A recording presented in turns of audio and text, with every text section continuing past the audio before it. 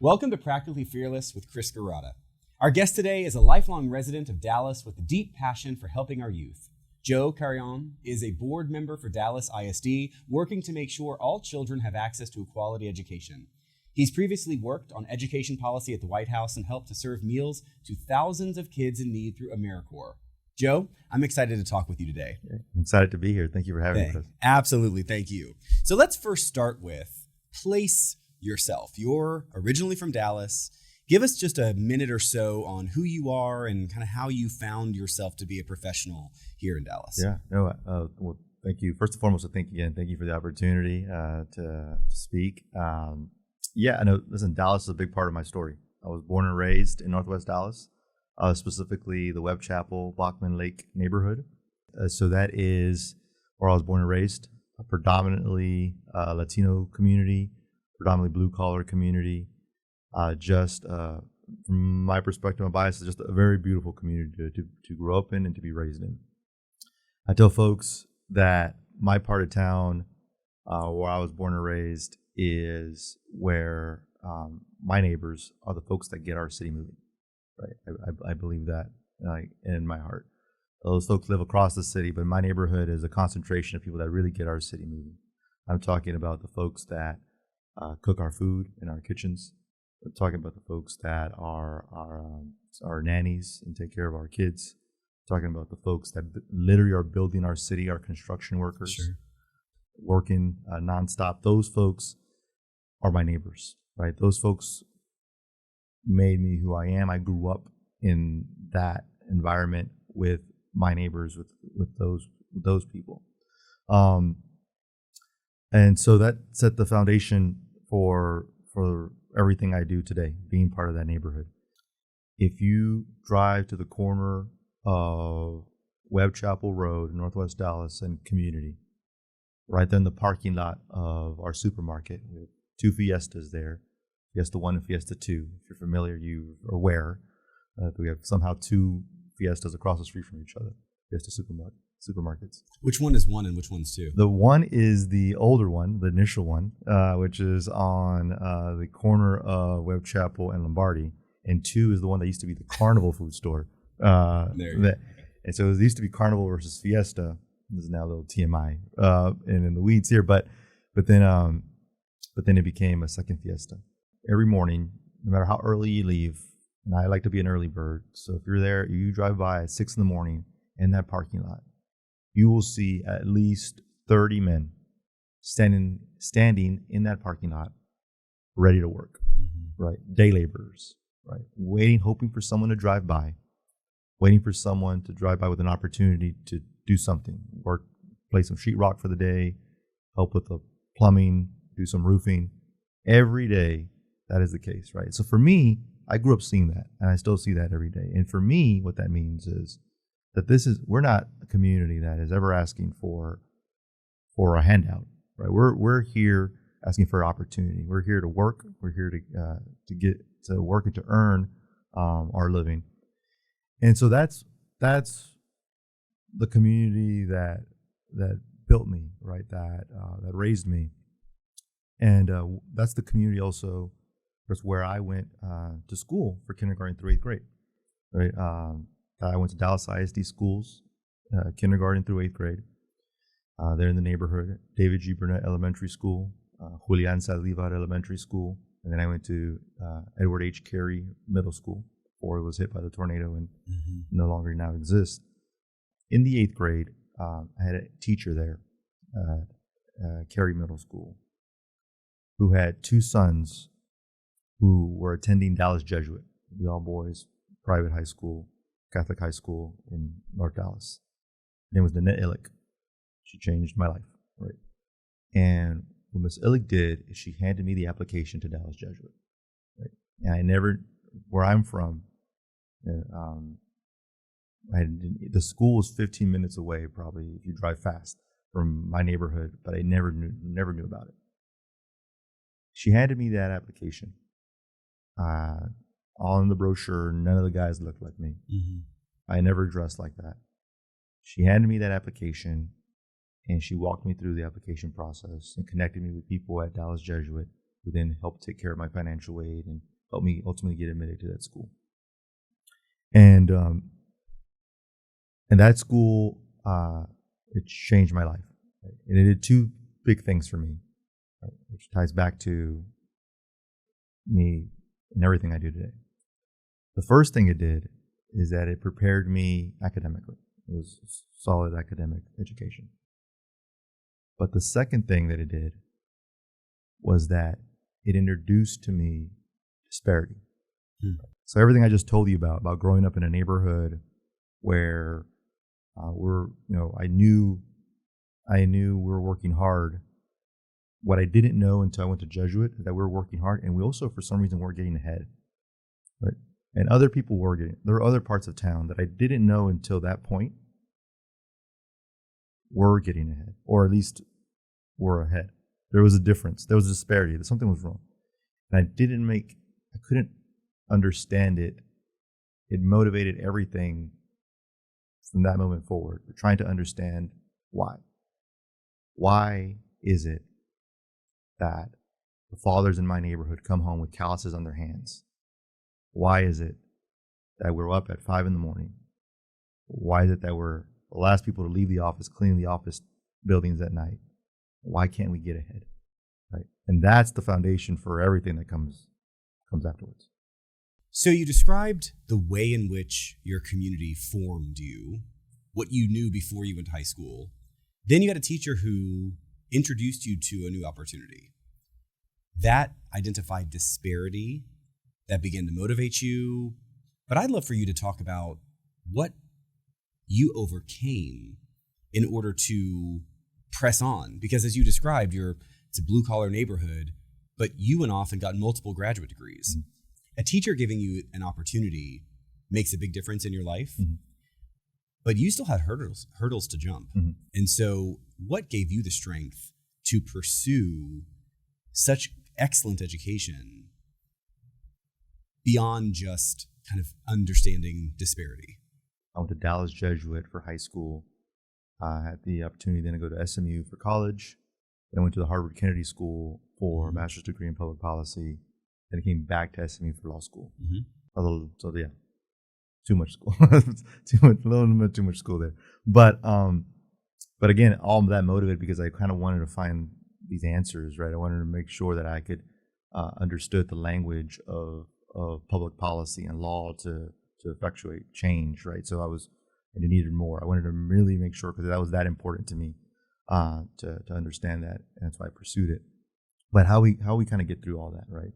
And that's not alone, right? Because your point is, listen, I'm the first in my family to graduate high school, not just graduate college. Mm-hmm.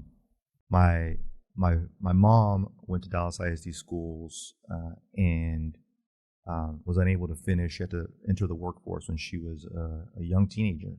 So around 7th and 8th grade, she stopped going to school and had to enter the workforce. And my father had some education in Mexico, but ultimately also entered the workforce in Mexico as a teenager, and then came to the United States as a teenager and became a migrant farm worker. So he was when it was orange season, he's in Florida. When it's peach season, he's in Georgia. Mm-hmm. When it's, you name it, whatever they do in Indiana, he was there too. And ultimately he ends up in Dallas and meets my mom. But I guess what I'm trying to tell you is that because they didn't have a full opportunity and chance to earn a formal education, in my household, it was very important. So they set up the expectation that you would have the opportunity to get educated. There was never any moment in my life where they were, no, you need to get to work early, or you need to stop now and go do this and help put food on the table. It was never that. It was, you're going to go to school.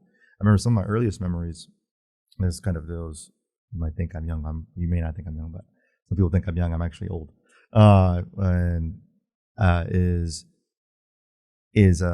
old enough, at least, to remember when people would sell encyclopedias door to door. Yep. Right. So a little pre-internet-ish, maybe sometime kind of age. And we didn't have much, money. I want to see folks. I didn't grow up. I had the luxury of a single family home, a small one, 750 square foot, small little single family home in the heart of Webb Chapel, Bachman Lake. Now, did you have all the letters of the encyclopedia? Yeah, well, yeah, I think so. Because I know you had to get like one at a time. No, so I do remember that. Yeah, so this is this is right. This is right. You have a good point, and this is exactly correct. What I'm trying to say is that what I remember my parents doing, and I remember the encyclopedia salesman come to the door, and I remember them. It was at half to like, hey, can we afford this kind of thing? Right. In front of me, and I remember like, hey, can we do this? And I don't even remember necessarily wanting them, but they wanted like, he needs to have this in the home if he's going to excel academically. So my point is that was the feeling at home and they did, and they bought those encyclopedias. Now who knows what that meant for the mortgage that month? I don't know. Say that's a major investment. Yeah, I was too young to really fully understand, but I remember it being kind of a heavy kind of check for them to draw, but feeling like they needed to do that. And the only point there is that they always cared about my education. Most parents do, but they didn't know necessarily whether those encyclopedias would be helpful, or how to apply for college, or how long college even is. 1 year, 2 years, 4 years, 7? I don't know. Or especially how to take the GRE or how to master the LSAT later in my educational career. So, but what they did, and they did an exceptional job of doing, is providing me with everything that I needed at home: a roof and food on my table. And where I was blessed then was with a host of people who saw potential in me, both in Dallas ISD and a Dallas Jesuit, who stuck with me through that entire journey. Folks that, listen, once they didn't just move me on to the next person, like they said, we're invested in you. And that middle school teacher was with me, to get to law school. That my high school counselor at Dallas Jesuit stuck with me and helped open up other opportunities as I really began to formulate my interest in public policy and in law. I'd say, oh, I know someone. And they can kind of introduce you to this. So that is to say, these obstacles that were overcome, not knowing how to apply for stuff, not eventually, each step of the way, we were kind of like, Wizard of Oz and Dorothy here, picking up a new person on the journey, right? And then there's a team kind of moving forward who really, really took the time to take care of me. So it sounds like you had a very small group of people who set an environment for you to succeed.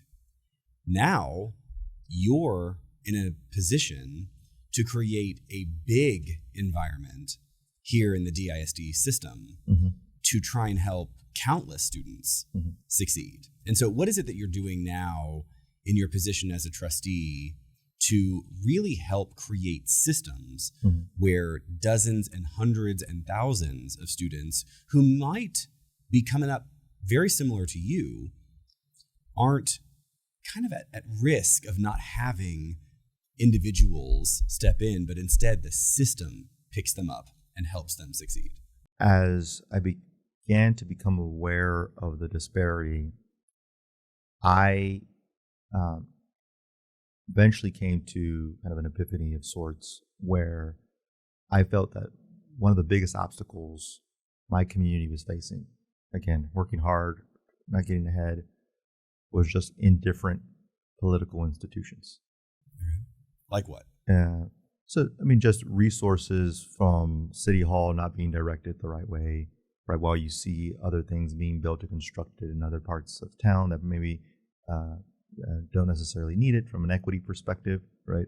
Or schools also not being invested in the right way. So just an entire kind of just a lack of, just seems to be a lack of interest and indifference to particularly my little corner of the city, right? And where I grew up and what I was seeing, right?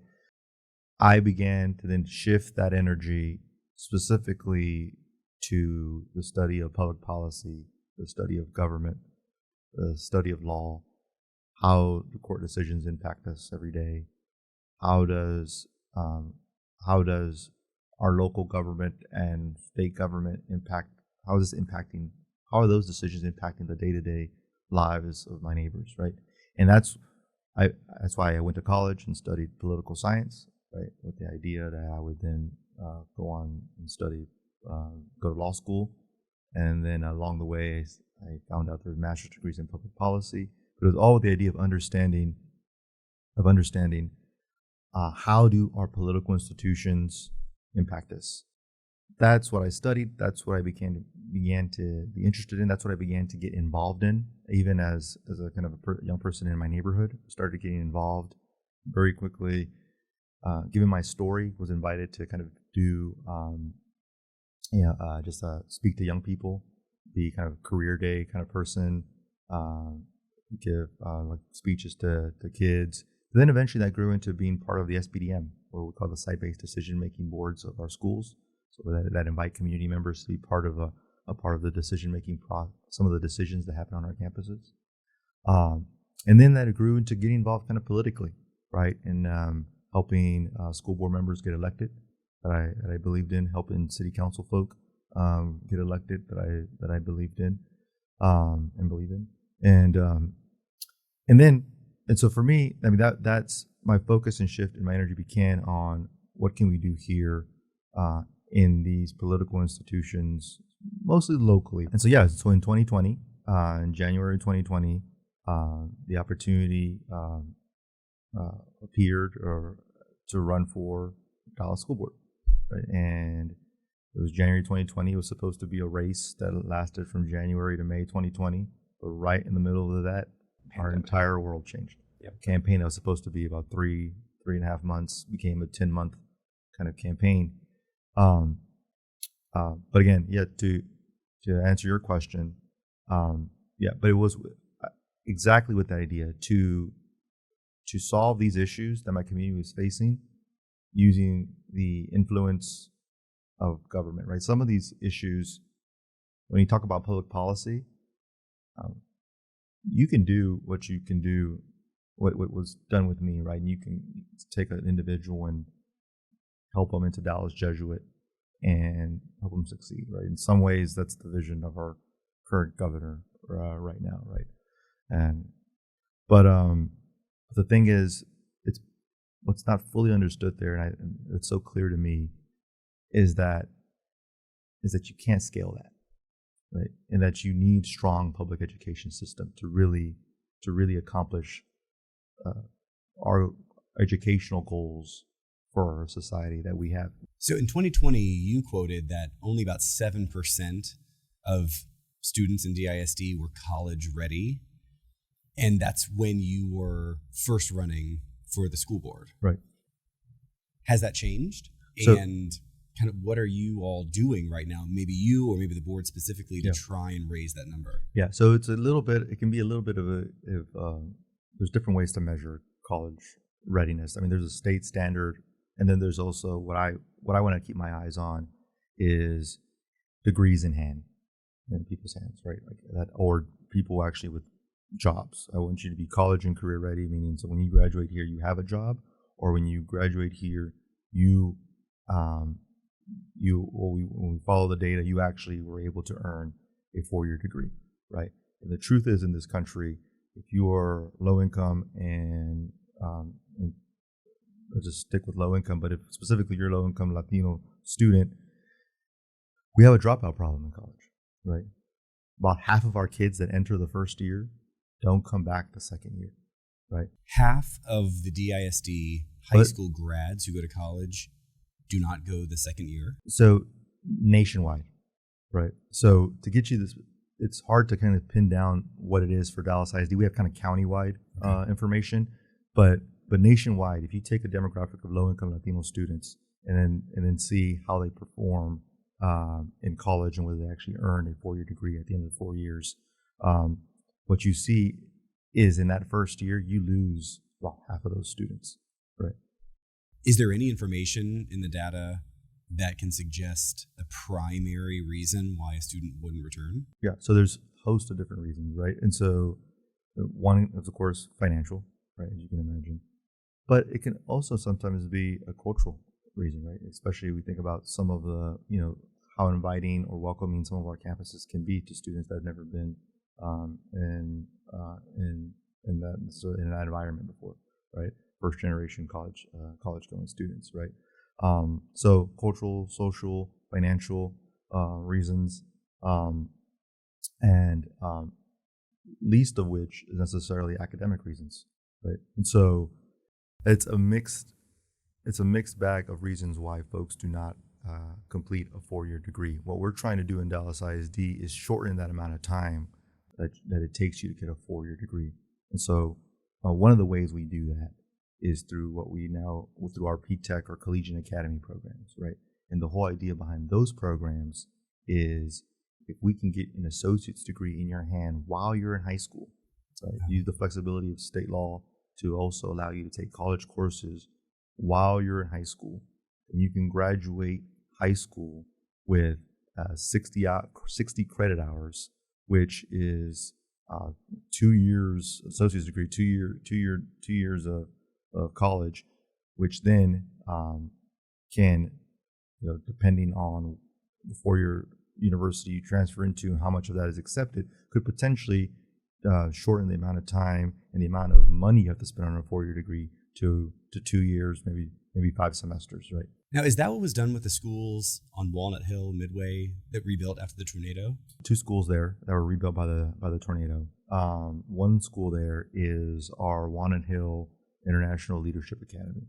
And so that is a kindergarten through 8th grade school, okay, right? With the idea that when students graduate from that school in the 8th grade, they are trilingual. So that they both speak English, Spanish, and Mandarin, right? So there's that school. Caddy corner of that school, or sharing that same parcel, is Thomas Jefferson High School, which has been there now for generations, and which was also impacted by the tornado, but required significant renovation and is now fully renovated, and students are there. And that is both a comprehensive high school, but also within that has a specific program that students can join that then also allows them to take classes there at that campus specifically at Brookhaven College, right? So it's a partnership between Dallas College to achieve the AA. Exactly. When they finish. Right. So it's a partnership with Dallas College and Dallas ISD, so that when you graduate, you have those 60 credit hours. And the vision behind the Career Institute was pretty simple. We know in Dallas that there are jobs out there that are not being fulfilled, right? We have opportunity out there. We just need folks to fill those jobs, and they have to have the right credentials to do it. I mean, even jobs that you and I are very familiar with, just plumbers, HVAC technicians, very kind of standard positions that there's just a need of and there's demand for, that we know can do one or two things for someone in that position. One, it can give them a living wage career, right? Or two, they could then use those skill sets and pair with other maybe entrepreneurial skill sets to build their own company, right? So if you go inside one of those career institutes, and I invite everyone to ask their school board member to take them on a tour of one of these things, because you'd be very impressed about what's happening inside. It's a place where we house